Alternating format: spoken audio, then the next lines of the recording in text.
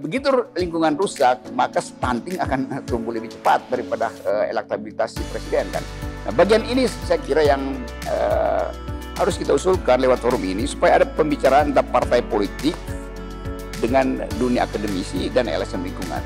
Karena hanya dengan cara itu kita bisa menjaga supaya kampanye itu tetap dalam koridor pro lingkungan. Bicara soal siapa yang akan memimpin negara ini, ada nggak perspektif untuk mengubah paradigma itu? Karena kalau itu tetap dipertahankan, ya memang kehancuran itu sudah betul-betul tidak lagi di pekarangan rumah kita, tapi di depan mata kita. Kalau 10 tahun lagi kemudian ini semua gagal untuk direspon, makin hancur-hancuran dan sebagainya, konstituen kalian tuh siapa? Pertanyaan seperti itu ya. Jadi kalau rusak tiga-tiganya, demokrasi, keadilan, dan iklim atau lingkungan. Kalau ada perbaikan tiga-tiganya dalam konteks Indonesia ya, sehingga memang ya harus ada gerakan yang masif ya dari pemilih, terutama generasi muda.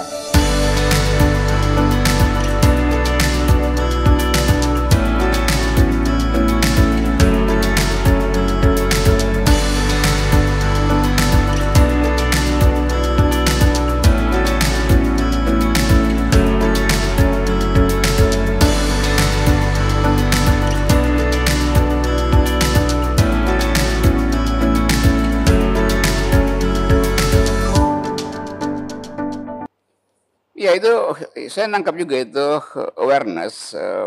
Pemilih muda sangat aware karena mereka punya akses dengan narasi internasional, narasi global tentang environment. Tapi yang nggak aware justru birokrasi itu. Saya bandingkan misalnya itu poster tentang G20 itu di mana-mana itu. Bahkan di tempat yang sebetulnya orang nggak ngerti apa itu G20 dipasang di situ. Jadi ada kampanye habis-habisan soal G20 ini. Tetapi ada juga Y20, U20, Y20 itu yang nggak berbunyi, yang sebetulnya adalah hak dari generasi muda ini. Saya bicara dengan kalangan ini yang muda, yang udah 1 tahun ini kampanye ke daerah tentang lingkungan, tentang keadilan perempuan itu. Kan dia itu semacam parallel panel nanti di G20 itu. Tapi sampai sekarang nggak jelas itu apakah mereka akan ikut dalam panel itu. Karena informasi saya, mereka belum juga bertemu dengan Presiden Jokowi. Karena soal ada birokrasi yang menahan mereka tuh. Dan terutama mungkin yang merasa bahwa ini kalau anak muda dia akan ganggu G20 itu kan dengan isu social justice gitu kan. Tapi sebetulnya memang itu yang mesti didengar. Jadi betul tadi awareness timbul tapi tidak disambut oleh birokrasi yang kaku tuh. Itu masalahnya tuh. Diva mau komen sedikit soal itu. Mungkin kalau misalnya soal Y20 dan G20 kan itu memang kalau nggak salah Y20 itu salah satu engagement group official ya. Cuma dan setauku dalam Y20 juga kebahas tuh isu lingkungan hidup seperti itu. Pasti. Namun kan memang itu tadi bagaimana ruang-ruang itu bisa jadi partisipasi yang bermakna. Kalau anak muda akhirnya disediakan satu platform tapi kemudian pemikirannya itu tidak diakomodasi, ya buat apa gitu. Jadi selain kritis terhadap narasi juga kritis terhadap ruang-ruang partisipasi yang akhirnya disediakan. Apakah benar-benar concern kita bisa diadres oleh para pemimpin-pemimpin itu atau ya hanya sekedar buat ngasih ruang aja tapi tidak diakomodasi, ya buat apa gitu sih. Pasti pemimpin dunia akan aware tentang itu tuh. Tapi yang saya maksud tadi, birokrasi Indonesia agak ragu-ragu tuh, mungkin takut tadi nanti ada kerusuhan di situ karena ini anak muda dunia berkumpul untuk mengucapkan itu. Padahal sebetulnya di tingkat global di negara-negara maju lain itu biasa aja kan. Jadi persiapan mental kita untuk menerima poin tadi, point of view atau perspektif dari generasi muda itu justru dianggap sebagai bahaya nanti Indonesia dipermalukan secara internasional.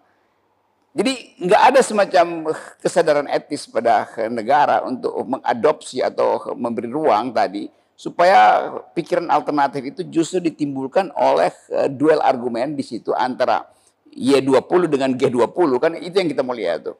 Greenpeace memantau isu itu. Ya sebetulnya kan kalau kita melihat interaksi ya Bang ya. Ya interaksi.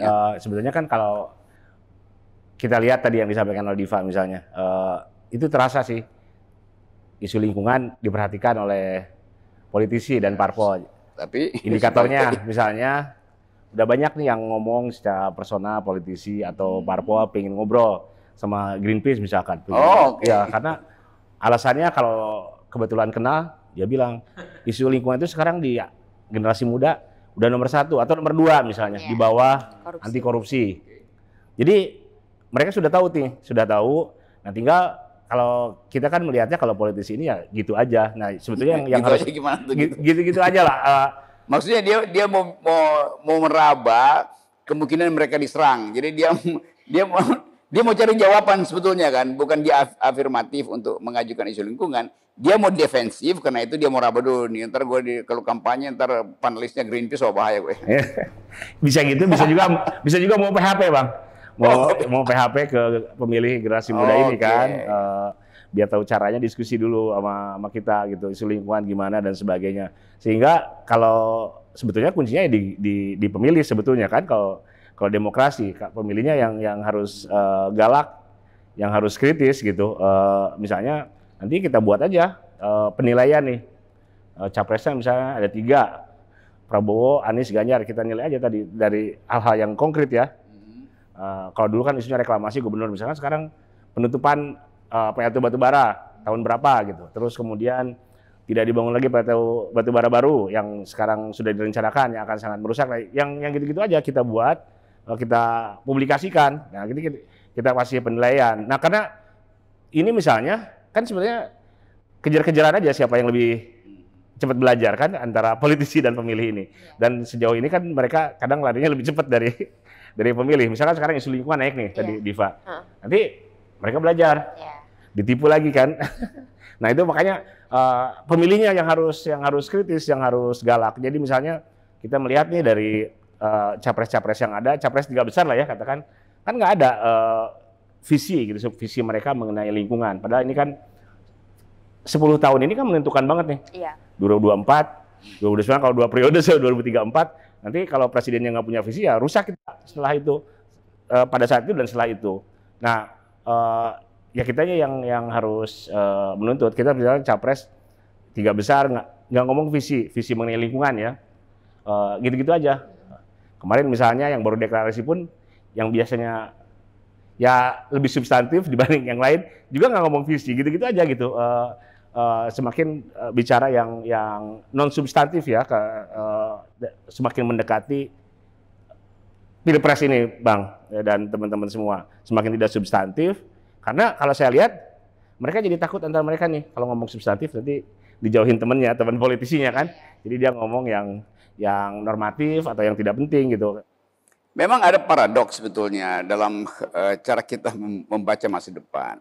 Kan dunia berupaya untuk mengaktifkan pikiran tentang sustainability, tentang keadilan yang dasarnya adalah pembagian yang tidak timpang di bidang ekstraktif industri. Kan itu yang orang tuntut sekarang tuh. Tapi itu kan memerlukan partai politik kan. Nah, kira-kira dari tahun lalu saya dibujuk-bujuk diminta untuk membantu pendirian sebuah partai yang basisnya adalah tuntutan lingkungan. Partai Hijau namanya itu. Dari teman-teman aktivis juga itu. Dan akhirnya gagal karena kesulitan untuk rekrut di daerah, kesulitan dana dan administrasi bahkan. Kan mestinya negara kasih affirmative action.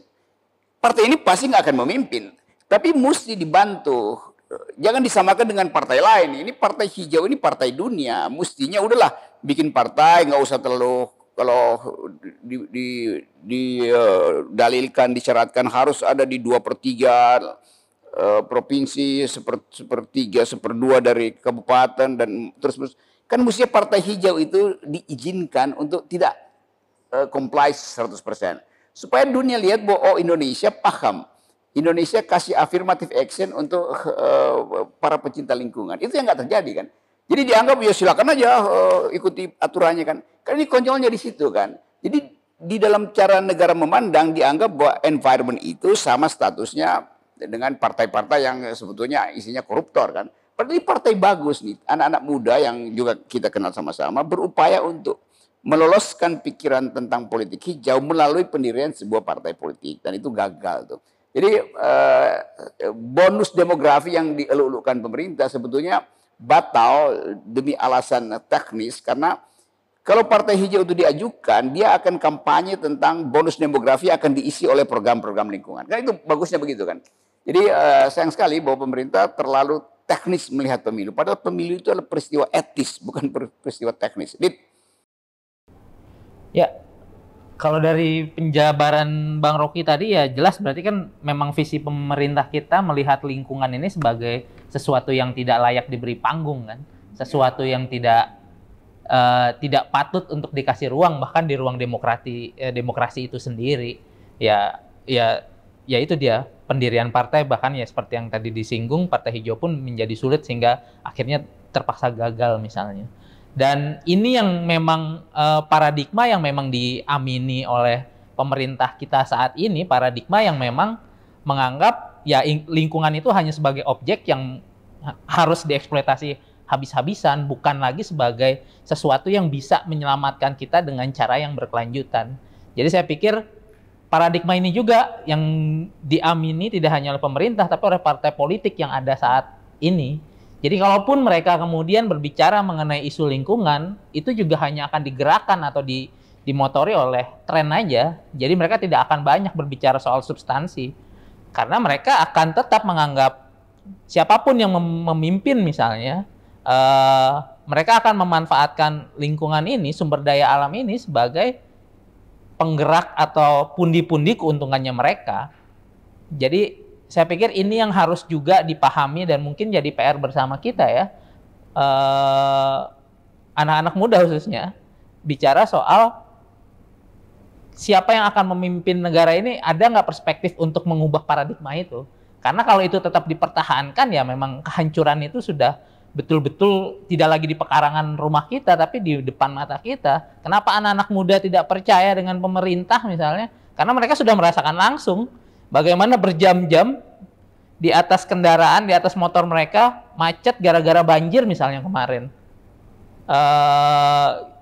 Atau 3 orang siswa MTS ya, meninggal gara-gara banjir yang tidak pernah diperkirakan. Infrastruktur yang jelek, penanganan yang buruk, dan itu semua dikelola oleh negara, yang diisi oleh partai-partai politik. Ini yang kemudian harus jadi modal, harus jadi cara kita untuk merubah negara ini.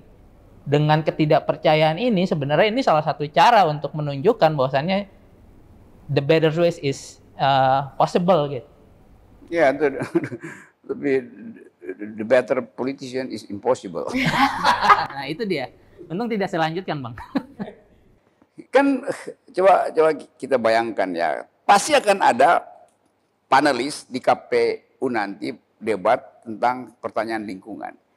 Tapi sebenarnya dari awal itu kan absurd.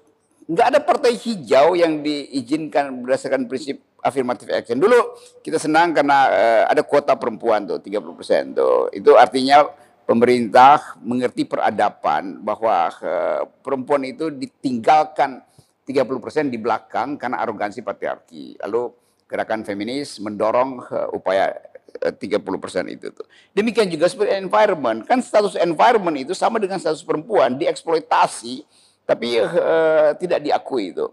Nah, itu yang kita inginkan, ada affirmative action terhadap gerakan lingkungan melalui partai politik kan. Kami si pemerintah kan bilang oke, partai-partai yang pro tentang lingkungan boleh tidak memenuhi 100% persyaratan yang dipasang pada partai-partai yang udah mapan dulu, udah established itu. Tapi itu nggak terjadi. Nah, kalau misalnya kita tunggu nanti si panelis bertanya tentang lingkungan itu kita anggap palsu aja kan. Karena dia sekedar lampiran atau jalan kaki terhadap poin yang lebih besar. Orang akan tanya, Anda mau growth-nya berapa kalau Anda jadi presiden kan? Ya tapi growth itu tidak berdasarkan keadilan lingkungan. Jadi ide itu yang ingin kita promosikan lewat BWM, bahwa di depan politik itu mesti kita uji pada prinsip yang paling radikal, yaitu demokratisasi yang menyangkut kepentingan lingkungan. Dan itu paralel dengan kepentingan perempuan. Kan dalam filosofi perempuan itu dalam struktur ekonomi adalah bagian yang paling dasar dari kemiskinan tuh. Disebut perempuan itu hanya proletariat. Nah, perusakan lingkungan itu membuat daya rahim perempuan itu tidak bisa lagi menjanjikan masa depan. Kan kalau generasi yang datang dari rahim yang rusak, misalnya kebutuhan pertama dari bayi itu adalah udara yang bersih, nutrisi yang baik, dan itu nggak dihasilkan. Itu artinya seluruh cerita tentang bonus demografi itu juga omong kosong. Karena begitu lingkungan rusak, maka stunting akan tumbuh lebih cepat daripada elektabilitas si presiden kan. Nah, bagian ini saya kira yang harus kita usulkan lewat forum ini supaya ada pembicaraan tentang partai politik dengan dunia akademisi dan LSM lingkungan tuh. Karena hanya dengan cara itu kita bisa menjaga supaya kampanye itu tetap dalam koridor pro lingkungan. Ya udahlah, partai hijau memang nggak bisa karena memang peradaban politik kita belum nyampe untuk menghargai bahwa hak pohon untuk hijau itu sama dengan hak partai politik untuk pasang baliho. Padahal balihonya numpang pada pohon. Diva, komen. Oke. Mungkin ada dua ya. Yang pertama, memang sangat menyedihkan bahwa kalau sepenglihatanku tidak ada satupun partai politik, mungkin kecuali partai hijau ya, kita bicara partai politik yang sudah established dan segala macam, yang punya platform jelas soal lingkungan hidup. Menyedihkan sekali karena maksudnya kalau 10 tahun lagi kemudian ini semua gagal untuk direspon, makin hancur-hancuran dan sebagainya, konstituen kalian tuh siapa? Pertanyaan seperti itu ya. Tapi sampai sekarang tuh tidak ada platform yang jelas mengenai lingkungan hidup dari masing-masing partai politik. Itu yang menurutku salah satu yang memprihatinkan ya. Yang kedua, sebenarnya mau komen sedikit soal tadi bagaimana Partai Hijau pada akhirnya gagal untuk memenuhi kriteria-kriteria ya. Dan ini nyambung juga kan sama pembicaraan soal ongkos politik yang sedemikian mahal seperti itu. Jangan-jangan memang kalau mau dipilih memang perlu berasal dari partai yang sokongannya dari industri-industri yang sangat menghasilkan, yang sangat lukratif kayak industri ekstraktif gitu. Jadi sulit bertanya-tanya aja ya ini. Jadi sulit sepertinya untuk punya satu representatif dari satu partai yang betul-betul memperjuangkan kepentingan lingkungan seperti itu. Jadi menurutku diskusinya juga selain tadi soal affirmative action, diskusinya juga soal bagaimana sih enabling conditionnya untuk partai-partai politik yang seperti Partai Hijau nanti ke depannya itu bisa tumbuh tanpa harus dibackingin oleh pengusaha-pengusaha dari industri ekstraktif misalnya seperti itu. Jadi karena kan kita juga udah tahu ya kayak lingkaran setan aja tuh, ongkos politik mahal, kemudian nih misalnya kalau di daerah itu nanti ongkos politik mahal, kemudian nanti bayarnya pakai izin-izin dikeluarin supaya nge-secure pengusaha-pengusaha yang nge-backing, kemudian gitu terus, lingkungan hancur-hancuran, nggak memperhatikan daya dukung dan daya tampung dan sebagainya. Jadi itu sih menurutku dua hal. Ada hal ketiga itu, aktivitas terselubung dari oligarki yang menyelundupkan calon-calonnya itu, dan itu susah difilter. Karena sistem rekrutmen partai politik tidak berdasarkan kaderisasi dalam partai. Kan kebanyakan nanti calon-calon itu kan outsource nanti kan, yang tadi diselundupkan atau dititipkan. Nah, kita itu hal yang bakal terjadi itu. Kalau Greenpeace bikin filter misalnya tuh semacam kampanye dengan tagline oligarki no, environmental yes gitu.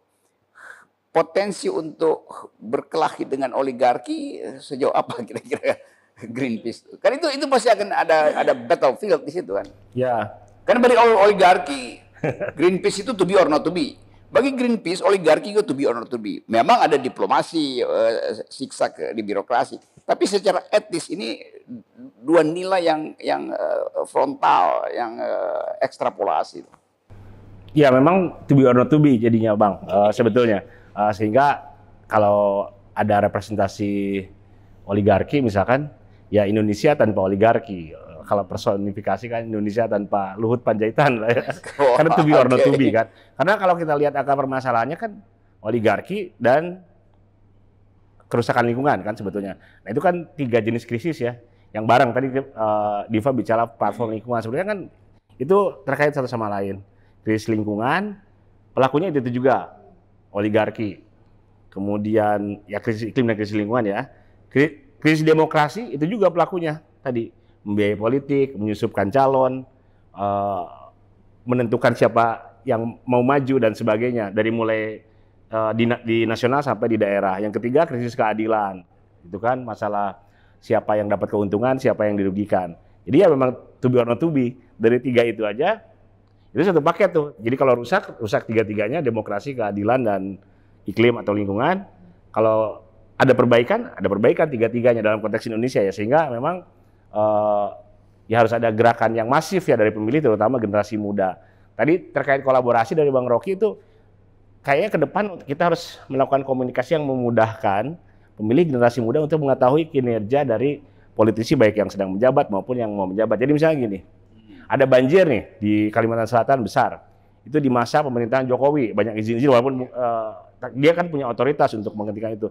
Nah, dinamain aja misalnya akademi. Jadi jangan cuma LSM, jangan cuma lembaga masyarakat sipil, tapi akademisi, media, dinamain aja. Jadi terus namanya itu banjir Jokowi. Jadi dia akan dihantui terus-terusan misalnya. Nanti kalau Anies menjabat terjadi bencana banjir Anies gitu. Atau ya yang gitu-gitu. Jadi sehingga orang akan hati-hati untuk tadi nipu-nipu atau jargon dan sebagainya. Itu yang saya kira harus didorong bagaimana kita mengkomunikasikan itu. Jadi kita yang membuat politisi dihantui oleh pemilih, jangan sebaliknya Bang. Dan itu saya kira bisa dilakukan ya, menamai dampak-dampak lubang tambang siapa kan gitu. Kita namai aja sehingga mereka nanti kalau udah nggak menjabat masih itu dia ada lubang tambang misalnya lubang tambang Jokowi di Kalimantan, itu kita harus kasih nama, misalnya 100 lubang tambang dikasih nama. Nah, sehingga nanti politisi itu ya dia juga kita paksa untuk to be or not to be juga. Jadi misalnya Anies kemarin continuity and change, kan itu kontradiktif sebenarnya, change aja gitu. Ini continuity and change. Nah itu kan sebetulnya juga menunjukkan sebenarnya politisi ini sendiri di samping mereka bermain juga ada dalam dia berada mana yang lebih menguntungkan, ikut elit atau ikut pemilih nih. Nah, pemilih ini yang harus tadi memberikan tekanan dengan cara komunikasi yang mudah. Tadi misalnya banjir Jokowi bukan cuma lembaga masyarakat sipil, media bilang begitu, jadi first tier media bilang gitu, kita bayangkan di sosmed semua orang bilang gitu. Akademisi juga ketika menyebut banjir Kalsel tidak bilang banjir Kalsel tapi banjir Jokowi. Nah itu saya kira yang harus dilakukan, untuk kita selalu memberikan tekanan kepada politisi ya, untuk ya kita anggap aja politisi ini tidak ada yang baik, kita berikan tekanan. Saya kira ini kampanye yang mesti kita mulai itu satu radical break, bahwa kita beri nama aja kan. Oh akan ada delik, nggak ada soal. Tapi kalau semua kita lakukan secara konsisten, akan timbul kesadaran bahwa memang negeri ini harus diatasi dengan cara radikal. Karena udah terlalu lama, continuity-nya terlalu lama. Karena itu change mesti dilakukan secepat mungkin. Dan mestinya bukan, ya coba kita uji Anies misalnya. Lama-lama orang menganggap oke, Anies masih diplomatis ya. Apa yang mau diteruskan, continuity di bidang apa itu kan. Change-nya yang mana itu. Jadi mungkin pada waktu itu yang terlihat atau tertangkap imajinasi Anies adalah istilah dalam comparative politics, continuity and change. Yang dulu sebetulnya dalam pengertian saya itu tema-tema developmentalism. Era ketika orang merasa bahwa oke ya, pertumbuhan diperlukan tapi dijaga juga stabilitas gitu. Karena itu meneruskan pertumbuhan yang sebetulnya menghasilkan disparitas. Dan itu yang terjadi di zaman Orde Baru. Orde Baru kan juga pakai teori itu, continuity and change. Mestinya kita tidak perlu gugup untuk mengatakan bahwa kita mau, Anies misalnya bilang, saya punya paradigma baru. Dan itu nggak ada soal. Tapi mungkin itu berbahaya bagi Anies sebab dia bisa jadi diskontinuitas. Sebagai tokoh bisa discontinue oleh tekanan politik. Tapi itu justru ukuran etis dari seorang pemimpin. Mengatakan bahwa enggak, saya berbeda. Kenapa emang kalau saya berbeda tuh? Jadi ukuran moral itu yang sering saya terangkan bahwa kalau menjadi presiden ukurannya bukan elektabilitas, tapi pertama ada etikabilitas. Mampu nggak Anda mengucapkan sesuatu atas dasar ethical drive, bahwa saya mau berbeda secara etis itu. Lalu kita uji dia mampu nggak untuk membela eh, paradigmanya itu dengan intelektualitas. Maka setelah etikabilitas kita uji intellectuality-nya, intelektualitas, baru kita uji elektabilitas, kan mesti begitu kan. Nah, balik lagi pada soal potensi Indonesia gagal untuk mengucapkan grammar environment. Dan kita bayangkan itu pasti karena kerjaan oligarki itu. Yang nama-namanya nanti kita pasang di lubang-lubang tambang itu kan. Tapi sebaliknya juga kalau ada sungai yang bersih yang mungkin dirawat oleh seseorang, kita namain waktu itu sungainya Diva itu, Diva River atau Nita apa namanya pond kolamnya Nita itu kan. Jadi sebetulnya ada cara untuk berkampanye, kendati itu orang anggap aku aneh ya cara berkampanye.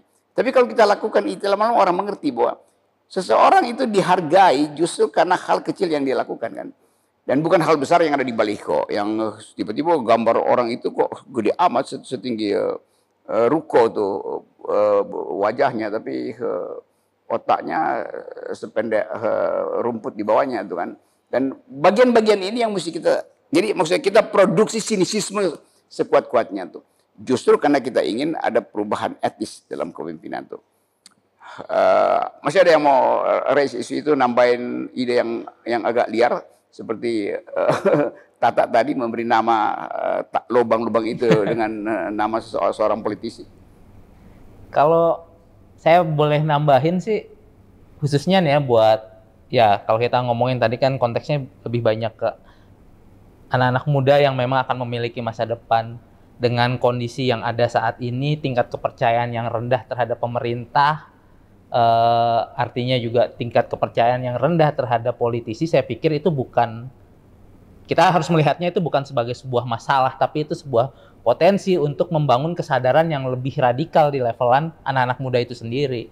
Artinya bagaimana? Artinya saya pikir yang perlu didorong adalah bagaimana anak-anak muda ini malah didorong untuk berkolektif dan bukan membentuk pemerintahannya sendiri, tapi mengelola kehidupannya sendiri gitu. Dan ini akan menjadi sebuah modalitas penting, basis dari demokrasi itu sendiri, ketika mereka berhasil membentuk kolektifnya sendiri, mengelola kolektifnya sendiri, dan berjejaring satu sama lain. Karena dengan demikian ini sebenarnya juga akan melucuti, kalau kita ngomongin 2024 misalnya pemilihan kan ngomongin suara. Ketika suara itu ternyata tidak suara yang seharusnya disalurkan lewat kotak-kotak suara itu ternyata tidak berhasil dipenuhi, tapi berhasil diimplementasikan oleh kolektif-kolektif anak muda yang mengelola dirinya sendiri dan diduplikasi, saya pikir ini akan menjadi contoh bahwasannya gaya pemerintahan, gaya demokrasi yang ada saat ini yang memang sangat elitis, itu akan dipatahkan oleh gaya demokrasi yang memang dikelola langsung oleh anak-anak muda itu sendiri. Jadi mungkin itu bisa menjadi modalitas kita yang lebih jauh ke depannya. Bukan waktu yang singkat memang, tapi itu bisa dilakukan kalau saya pikir ya. Seperti itu. Oh, itu radikal, ideal, substantif. Diva mau mimpin itu enggak? Boleh, nanti bisa kita bahas lagi. Jadi pada akhirnya orang percaya bahwa satu cara berpolitik baru memang mesti dihadirkan itu. Kalau kita mau memutus oligarki, memutus feodalisme, kepentingan-kepentingan palsu yang diedarkan seolah itu masa depan Indonesia itu. Jadi sekali lagi teman-teman, kita bicara panjang tadi tentang masa depan, tapi kita bisa bikin pendek dalilnya, yaitu bahwa satu radical break, satu upaya untuk menghalangi oligarki harus dimulai dengan cara baru berkampanye. Dan kita akan mulai, Greenpeace, BWM, saya juga setiap kali ada di kampus saya ucapkan hal bahwa yang dibayangkan oleh generasi baru sering dianggap sebagai utopia. Yang diinginkan oleh Diva dan teman-temannya dianggap sebagai menghambat strategi-strategi oligarki. Tapi politik itu bukan sekedar the idea of the possible, tapi juga the idea of attacking the impossible. Nah, bagian itu yang kita spiritkan pada teman-teman muda di seluruh pelosok tanah air. Terima kasih Forum Akal Sehat dan Lingkungan bersama BWM dan Greenpeace akan terus mengidentifikasi mana yang harus dipangkas dan mana yang harus diberi pupuk. Selamat malam.